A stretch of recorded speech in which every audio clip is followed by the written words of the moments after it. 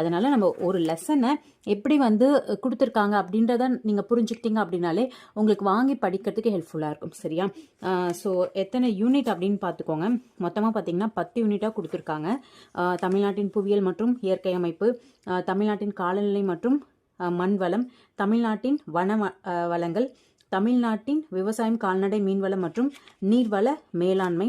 Next பார்த்தீங்கன்னா தமிழ்நாட்டின் கனிம வளங்கள், ஆற்றல் வளங்கள் மற்றும் தொழிற்சாலைகள், தமிழ்நாட்டின் போக்குவரத்து, சுற்றுச்சூழல் மற்றும் தமிழ்நாடு எதிர்கொள்ளும் சுற்றுச்சூழல் பிரச்சனைகள், உயிரின பன்மை, காலநிலை மாற்றம், அடுத்து பார்த்தீங்கன்னா பேரிடர் மேலாண்மை.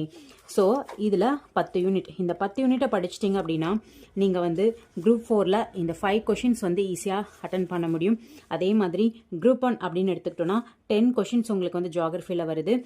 தென் பார்த்தீங்கன்னா குரூப் 4லேயே அதே மாதிரி 5 கொஷின்ஸ். அப்போது ஜியாகிரஃபிக்கு இந்த ஒரு புக் போதுமா அப்படின்னா கண்டிப்பாக போதும் அப்படின்னு தான் நான் சொல்லுவேன். ஸோ சமச்சீர் புக்கில் இருக்கக்கூடிய லெசன்ஸை நீங்கள் படிச்சுட்டு இந்த ஒரு புக்கை நீங்கள் படிக்கும் பொழுது எல்லா கொஷின்ஸுமே உங்களால் ஈஸியாக வந்து அட்டன் பண்ண முடியும். ஸோ கரண்ட் அஃபேர்ஸ் ரிலேட்டடாக இருக்கக்கூடிய கொஷின்ஸும் உங்களுக்கு என்ன பண்ணுறாங்க, டெலிகிராமில் வந்து அப்டேட் பண்ணிடுவாங்க. அப்போ நீங்கள் அப்பப்போ அப்டேட் பண்ணிக்கிட்டீங்க அப்படின்னாலே ஜியாகிரஃபியில் ஈஸியாக மார்க் வாங்கிடலாம். இது வந்து ப்ரிலிம்ஸ். சரிங்களா? இப்போ நான் சொன்ன கொஷின்ஸ் எல்லாமே ப்ரிலிம்ஸ். இதே மாதிரி குரூப் 1 மைன்ஸ் அப்படின்னு எடுத்துக்கிட்டோம் அப்படின்னா ஜியாகிரஃபி பார்த்தீங்கன்னா நமக்கு வந்து யூனிட் இருக்கு இல்லையா, அந்த ஜியாகிரஃபி இதில் இருக்கக்கூடிய டாபிக்ஸ் எல்லாமே கவர் ஆகிடும். ஓகேவா? பேப்பர் 4ல் ஜியாகிரஃபி ஒரு யூனிட் 1ல் இருக்கு இல்லையா, அந்த ஜியாகிரஃபியும் கவர் ஆகிடும். அடுத்து பார்த்தீங்கன்னா என்விரான்மெண்ட், எந்த டாப்பிக்குமே யூனிட் 2மே உங்களுக்கு வந்து கவர் ஆகிடும்.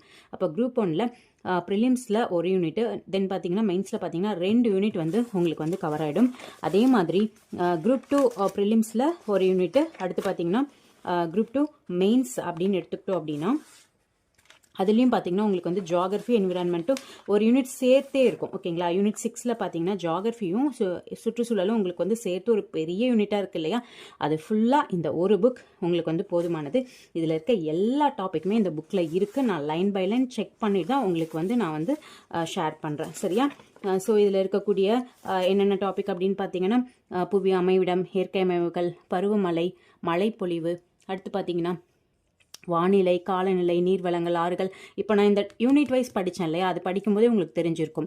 கனிம வளங்கள், இயற்கை வளங்கள், காடு, வன உயிரினங்கள், வேளாண் முறைகள், போக்குவரத்து, தகவல் தொடர்பு, அடுத்து பார்த்தீங்கன்னா மக்கள் தொகை அடர்த்தி, பரவல், பேரிடர் மேலாண்மை, சுற்றுச்சூழல், பருவநிலை, புவியியல் அடையாளங்கள்.